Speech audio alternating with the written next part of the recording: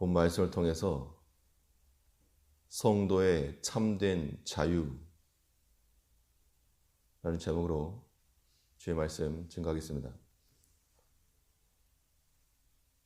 음식을 앞에 두고 먹을 수 있는 자유는 본인에게 있지만 절제하지 않으면 그 먹는 자유가 유익하지 못하고 도리어 해로울 수가 있습니다. 우리에게는 어떤 행동이라도 할 수 있는 자유가 있지만 그 자유가 제한받지 않으면 성도의 참된 자유를 빼앗길 수 있음을 우리가 항상 주의해야 되겠습니다. 그러면 성도의 참된 자유, 어디서 나오는가? 무엇이 우리를 자유롭게 할 것인가? 본 말씀을 통해 살펴보면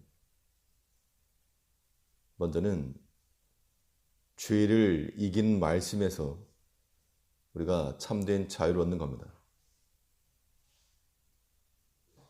성도에게도 죄를 범할 수 있는 자유는 있지만 누구라도 본인의 마음과 뜻을 따라 죄악을 행할 수 있지만 죄를 범한 그 자유는 우리를 죄의 종이 되게 만드는 겁니다. 죄를 짓고 마음이 편한 사람이 없고 그렇다는 것은 구속함을 받은 자가 아닌 겁니다. 반대로 죄를 이겨내는, 무엇이 죄를 이겨내는가? 사람의 육체적 본성은 죄를 따라가게 되어 있지만 이것을 거스리는 오직 주의 말씀만이 죄를 이겨내고 우리의 제한받는 자유로 참된 자유를 누리게 할 수 있다는 겁니다. 이 본문 133절을 보시면 나의 행보를 주의 말씀에 굳게 세우시고 아무 죄악이 나를 주장치 못하게 하소서. 여기 보면 세 주체가 등장을 하는데 내가 나오고 주의 말씀이 나오고 죄, 이 세 가지가 나오고 있습니다. 그래서 이 주의 말씀이 나를 복종시킬 때, 내가 그 말씀에 종이 될 때 죄가 나를 주장할 수가 없고 여기에 성도의 참된 자유가 있다는 겁니다. 말씀에 구속받는 것이 우리의 참된 자유가 있고 반대로 우리가 죄의 종이 되면 주의 말씀이 우리에게 들어오지 못하는 겁니다. 우리가 하나님 말씀을 듣고 아는 것도 이 마치 흔들거리는 치아처럼 그 자리에 있긴 있는데 흔들거리고 또 단단한 것을 씹지도 못하고 그래서 음식이 들어올 때마다 기쁘게 씹어서 삼켜 넣어야 되겠는데 도리어 그것이 고통이 되고 아픔이 되고 우리는 그런 상태로가 아니라 하나님의 말씀에 고정이 되고 깊이 박힌 상태로서 조금도 요동하지 않는 그런 모습을 가져야 됩니다. 하나님의 말씀이라고 하는 그 벽에다가 고정할 때 죄의 유혹과 혹은 공격이 우리에게 아무런 영향도 미치지 못하고 도리어 죄가 깨지는 겁니다. 물건을 벽에다 던지면 벽이 깨지는 것이 아니고 물건이 상하는 것과 같이 하나님의 말씀에 온전히 고정되고 굳게 선 우리의 모든 행실이라고 하는 것이 모든 시험을 이기는 겁니다. 나의 행보를 주의 말씀에 굳게 세우시고 우선적으로 해야 될 것이 그 주의 말씀에 우리의 눈과 혹은 귀와 우리의 손과 발을 단단히 묶어서 흔들리지 않고 요동하지 않는 그런 상태로 만들어 놓으면 그 다음은 죄가 나를 주장할 수 없는 그런 결과를 목도하게 된다는 겁니다. 잘 방수 처리된 옷감으로 옷을 지어 입으면 비에 젖어도 그런 해를 받지 않는 것 같이 우리 성도들이 믿지 않는 자들처럼 죄악에 속한 것을 행할 때 그게 자유가 아니라는 겁니다. 근데 보통 예수를 믿는 많은 사람들이 생각하기를 우리는 세상 사람들처럼 이건 못하고 저것도 하지 말라 하고 제한받는 게 많다. 우리 자유롭지 못하다. 그렇게 생각하는 사람들이 꽤 있다는 겁니다. 그런데 그러한 자유는 종이 되는 포승줄과도 같은 겁니다.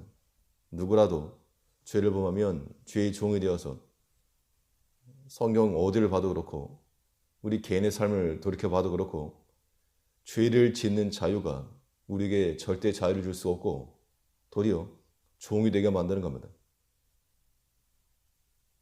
오늘 본문에서는 나의 행보를 주의 말씀에 굳게 세우시고 아무 죄악이 나를 주장치 못하게 하소서. 우리가 무방비 상태로 있으면 죄의 주장을 받게 될 것인데 그 말씀에 우리 행보를 주의 말씀에 굳게 세우니까 아무런 영향을 받지 않는다는 겁니다. 비바람이 몰아쳐도 튼튼한 집 안에 있을 때는 아무런 해를 받지 않는 겁니다. 다윗이 왕의 권세를 가지고 있어서 무엇이든지 할 수 있는 그 자유가 있었지만 죄가 주장하도록 방치했을 때 그의 왕된 자유는 다 잃어버렸고 다 사라졌습니다.